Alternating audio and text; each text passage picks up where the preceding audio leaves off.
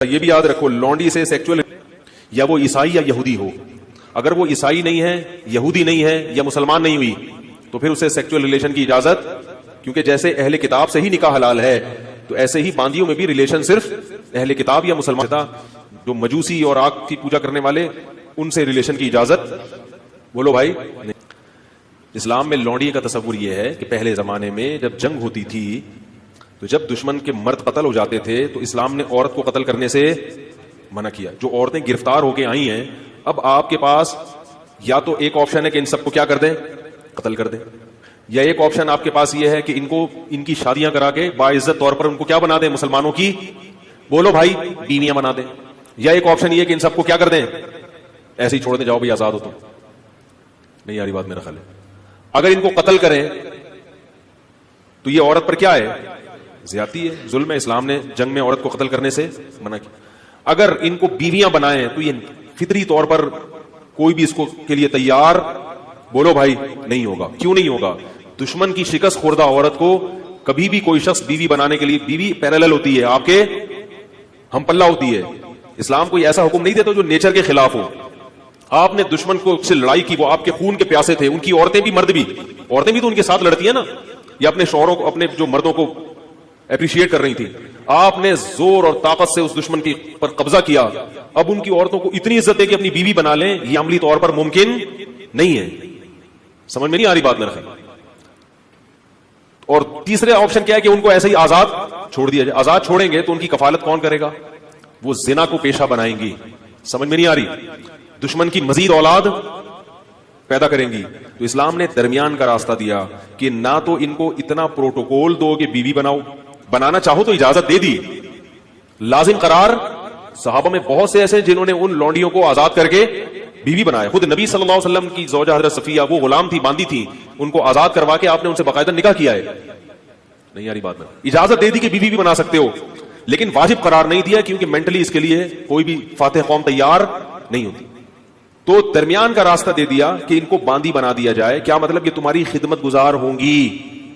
اب یہ عملی طور پر ممکن نہیں ہے کہ ایک لڑکی کو، ایک خاتون کو، عورت کو آپ کے حوالے کیا جائے، آپ کا خادم بنا دیا جائے، اور پھر یہ بھی کہہ دیا کہ سارا نان نفقہ کس کے ذمہ ہے.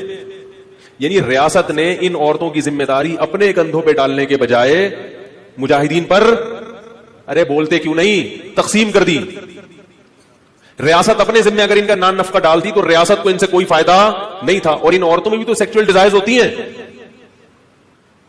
اب دیکھو کشمیر میں جب زلزلہ آیا بالا کوٹ میں، کئی ٹرسٹ بن گئے. میں اس وقت چیخ رہا تھا، لیکن میں بہت چھوٹا تھا اس وقت عمر میں چیخ رہا تھا کہ اس وقت مہم چلاؤ، یہ عورتیں جن کے مرد قتل ہو گئے یا بیچارے شہید ہو گئے ہیں زلزلے میں، ان کی شادی کا کوئی انتظام. سب سے بہتر عورت کی کفالت کا طریقہ کیا ہوتا ہے؟ کسی مرد کے حوالے کر دی جائے اور اس مرد پر اس کی ذمہ داری ڈال دی جائے اور اس مرد کے بھی مفاد اس سے وابستہ کر دیا جائے. لیکن ہمارے ان چیزوں پہ کوئی بات بھی کرے تو کیا ہوتا ہے، اس کو بیوقوف سمجھتے ہیں لوگ. عیدی سینٹر حل تھوڑی ہے ان مسائل کا. تو اسلام نے یہ نہیں کہا کہ ریاست ان کی ذمہ داری اٹھائے گی. اسلام نے کیا کیا، وہ مجاہدین پر اس کو تقسیم کر دیا اور باندی بنا دیا کہ تم اس کے مالک ہو. سمجھ رہے؟ اور اس مالک ہونے کا تم کیا فائدہ اٹھاؤ گے کہ یہ تمہاری خدمت کرے گی، اور یہ کیا فائدہ اٹھائے گی کہ اس کی ساری زندگی ذمہ داری بولو بھائی نان نفقہ کس کے کندھوں پر ہے، تمہارے کندھوں پر. تو اس سے بہتر صورت ممکن، سوٹیبل کوئی صورت ہو ہی نہیں سکتی تھی. پھر اسلام نے اتنے حقوق دے دیے کہ مجاہدین کی باندی تو بنا دیا. تو اب یہ نہیں ممکن تھا کہ اس سے سیکچوئل ریلیشن کو ناجائز قرار دے دیا جاتا، کیونکہ عملی طور پر ایسا ممکن کہ اس کو کہیں اور شادی سے بھی منع کر رہے ہیں آپ، اور آپ کے گھر میں بھی ہے وہ، اور آپ اس سے، اور اس میں بھی تو یہ اللہ نے خواہش رکھی ہے نا، اس کا بھی فائدہ ہے کہ مولا کو اس سے ریلیشن قائم کرنے کی اجازت دی جائے. اور پھر اس کے وہی حکام دے دیے جو نکاح کے ہوتے ہیں کہ کوئی اور مرد اس کو ہاتھ بولو بھائی. غیر مسلموں کے ہاں جو عورتیں جنگی قیدی ہوتی ہیں پبلک پراپرٹی بن جاتی ہیں. وہ اس کو تو دیکھ رہے ہیں کہ اسلام نے باندی بنایا، اس کو نہیں دیکھتے کہ ہم باندی نہیں بناتے مگر پبلک کی کیا بناتے ہیں، پراپرٹی بنا دیتے ہیں. اور اگر اس کو نہیں بناتے تو اس کی سیکچوئل ڈیزائر کا کیا حال ہے؟ اگر آپ کے پاس کیسے سمجھائیں بھائی اگر نہیں بناتے پبلک پراپرٹی تو اس کی جو ڈیزائرز ہیں وہ کیسے پوری ہوں گی؟ تو اسلام نے بہترین حل دیا تھا کہ ان کو بیوی نہ بناؤ بلکہ کیا بنا دو، باندی بنا دو، اور ساری ذمہ داری کس پہ ڈال دو، اس کے مولا کے کندھوں پہ ڈال دو. اس سے پھر اس کو کچھ پروٹوکول بھی دیے اسلام نے. وہ پروٹوکول کیا دیے؟ نمبر 1، قرآن نے کہا کہ قسم کھا کے اگر توڑ دے تو غلام یا باندی آزاد کرنی پڑے گی. اگر قسم کھا کے آپ نے توڑ دی، آپ کی ملکیت میں اگر باندی یا غلام ہے تو وہ آزاد کیے بغیر کفارہ ادا یہ جو ہم کہتے ہیں نا 3 روزے 10 غریبوں کو، یہ اس لیے کہ باندیاں نہیں ہے، غلام نہیں ہے. اگر غلام یا باندی ہو تو وہ آزاد کرنا پڑے گا. تو ان کی آزادی کا بھی اسلام نے کیا کر دیا؟ ارے بولو نا یار، بندوبست کیا کہ کسی بہانے سے ان کو کیا کیا جائے؟ آزاد کی. جب آزاد ہوگی تو وہ بھی احسان مانے گی کہ اس نے آزاد کر دیا، لہذا وہ مسلمانوں کی دشمن نہیں بنے گی. وَمَن لَّمْ يَسْتَطِعْ مِنْكُمْ طَوْلًا أَن يَنكِحَ الْمُحْصَنَاتِ، تم میں سے جس کے پاس فائنینشلی طاقت نہ ہو کہ وہ آزاد عورتوں کے ساتھ نکاح کر سکے، المحصنات المؤمنات، مومن عورتیں، فَمِمَّا مَلَكَتْ أَيْمَانُكُمْ مِنْ فَتَيَاتِكُمُ الْمُؤْمِنَاتِ، تو جو تمہارے پاس کنیزیں ہیں تمہارے قبضے میں، لونڈیاں، ان کے ساتھ نکاح کر لے. آزاد عورت کی بڑی اہمیت تھی اس زمانے میں. آزاد عورت، ایک خاندانی عورت کا ملنا ایک مشکل کام تھا عرب کے اندر. ایون آج بھی اگر آپ سعودی عرب کے لوگوں سے پوچھیں، لوگ تو یہاں سمجھتے ہیں کہ عربی عورتیں کرتے رہتے ہیں، وہ چاند ایک امیر عربی ہیں. میرے بھائی، عام جو عربی ہیں ان کو تو عورت ملتی ہی نہیں ہے جتنی ریکوائرمنٹ ہے. اتنے نخرے ہیں وہاں پہ عورتوں کے. تو اس زمانے میں آزاد عورت کے ساتھ نکاح تو یہ بڑا مشکل کام تھا.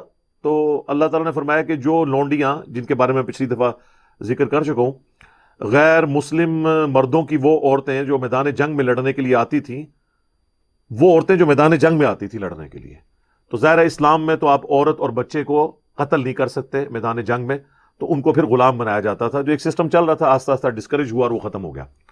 تو جو لونڈیاں ہیں ان میں سے کسی کے ساتھ نکاح کر لو. اور خود اللہ کے محبوب صلی اللہ علیہ وآلہ وسلم نے بھی سیدہ صفیہ، جو لونڈی بن کے آئی تھی نبی علیہ السلام کے پاس، یہودیہ تھیں، بعد میں مسلمان ہوئیں، ان کو آزاد کر کے آپ نے خود ان کے ساتھ نکاح فرمایا، اور ان کی آزادی ہی ان کا حق میں ٹھہرا.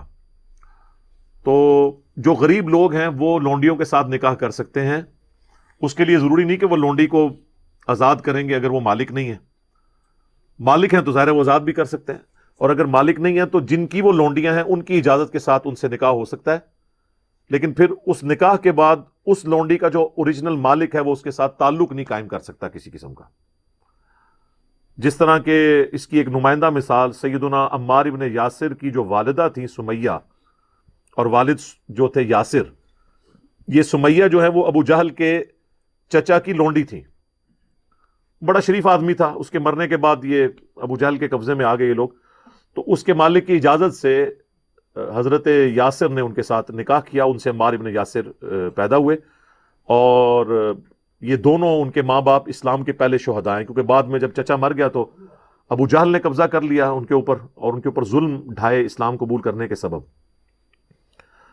تو لونڈیاں جو آپ کے قبضے میں نہیں، کسی اور کی لونڈی ہیں، تو ایک غلام مسلمان ہے، وہ دوسرے غلام کے ساتھ ظاہر شادی کرے گا. آزاد عورت اس کے ساتھ شادی کرنے کے لیے تیار ہی نہیں ہوگی، اور اگر کبھی ہو بھی گئی کسی مجبوری کی وجہ سے تو وہ پھر نکاح نبھ نہیں سکتا.